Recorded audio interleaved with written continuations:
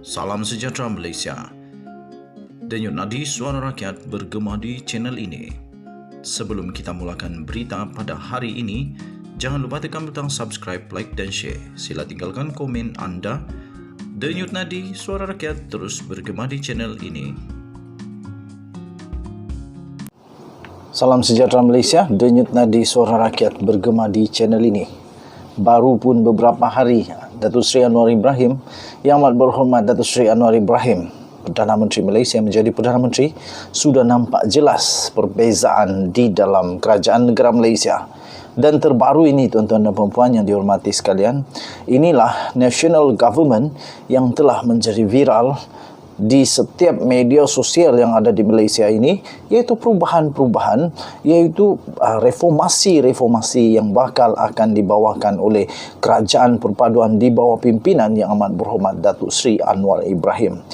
Semuanya saya amat teruja jika ini dapat dilaksanakan dengan betul dan baik.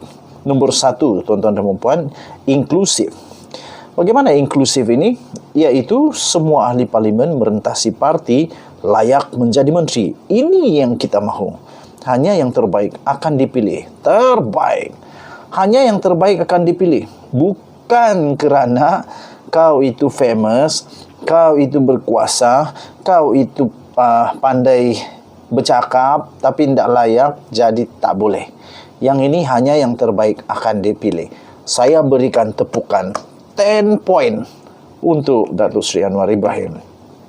Seterusnya, tuan-tuan dan puan-puan yang dihormati sekalian, nombor seterusnya ialah Menteri Bebas Politik Kepartian. Menteri yang dilantik adalah bebas daripada pengaruh parti politik masing-masing. Menteri membawa aspirasi rakyat dan bukan ideologi politik. Saya setuju. Bukan parti yang perlu diselamatkan, tetapi yang perlu diselamatkan adalah rakyat jelata, rakyat yang merana. Parti diketepikan dulu. Terbaik. Seterusnya, komposisi. Lantikan menteri bukan lagi daripada komposisi parti politik di parlimen, tetapi keperluan PM dan kerajaan. Parti dengan kerusi yang terbanyak tidak semestinya dapat banyak jawatan menteri. Terbaik. Kalau engkau layak, layaklah. Jadi bukan kerana parti engkau paling banyak, maka parti engkau paling banyak dapat dapat jawatan. Bukan. Tapi kita lihat bagaimana orang itu layak atau tidak untuk mendapat jawatan menteri. Yang seterusnya adalah had masa. Raja dan rakyat yang akan menentukan tempo masa Perdana Menteri dan bukan parti politik. Terbaik. Inilah yang disebut sebagai kerajaan Seri Paduka Baginda Yang di-Pertuan Agong dan kuasa daripada rakyat. Ini barulah salut. Okey. Dan saya setuju. Raja yang akan menentukan tempo masa. Alright. Seterusnya, Menteri Kalangan Teknokrat. Ini baru betul. Tidak semestinya ahli politik itu pandai. Ada orang di Malaysia ini yang bukan ahli politik yang lebih pandai.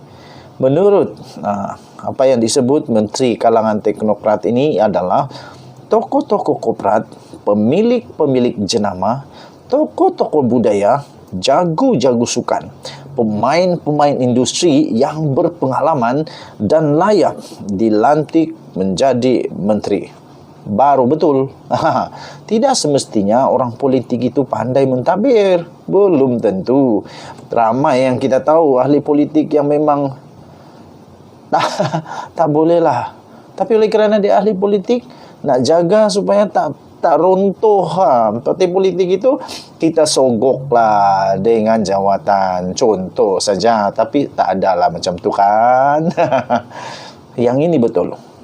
Mereka yang memang berpotensi, tokoh-tokoh korporat, pemilik-pemilik jenama, tokoh-tokoh budaya, jago-jago sukan, pemain industri yang memang berpengalaman dan didapati memang beliau mempunyai kredibiliti dan layak untuk menjadi menteri. Itulah yang patut dilantik sebagai menteri.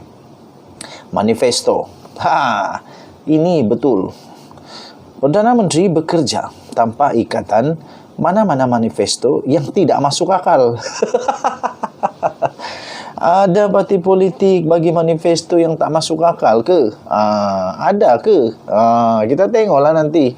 Betul, baguslah. Yang amat berhormat Perdana Menteri Datuk Seri Anwar Ibrahim, tengoklah mana-mana manifesto politik yang agak tak masuk akal, yang kalau dilaksana bukan jadi maju negara, malah terbeban pula negara Malaysia. Tengokkanlah.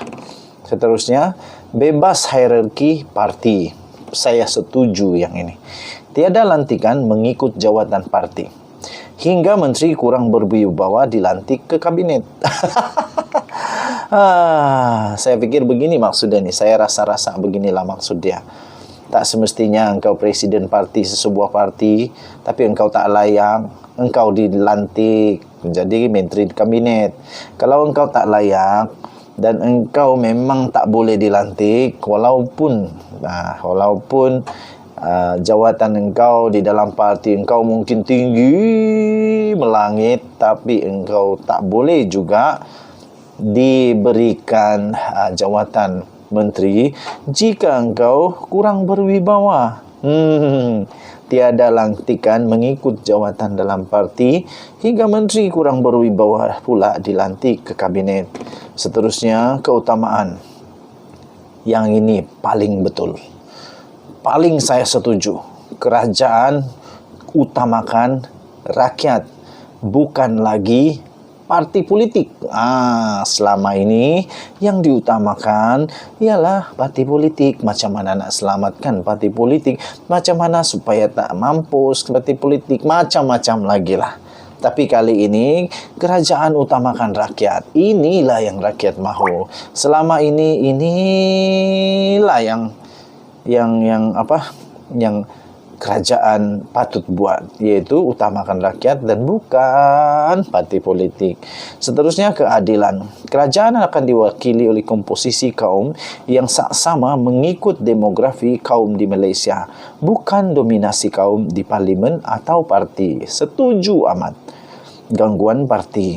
Yang terakhir, gangguan parti, kaki tangan awam berfungsi tanpa gangguan atau ugutan parti politik. Ini baru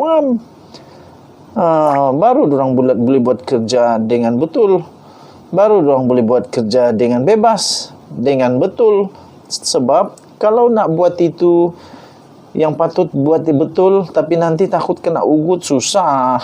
Jadi terpaksa, tak apalah kita buat benda yang salah. Yang penting dapat senangkan hati orang-orang tertentu. Jadi itu kita hentikan dan berikan kepada kaki tangan awam berfungsi tanpa gangguan atau ugutan parti politik. Saya setuju semuanya. Bagaimana dengan kamu? Sila tinggalkan komen kamu. Denyut nadi suara rakyat bergema di channel ini. Kita jumpa lagi. Bye-bye.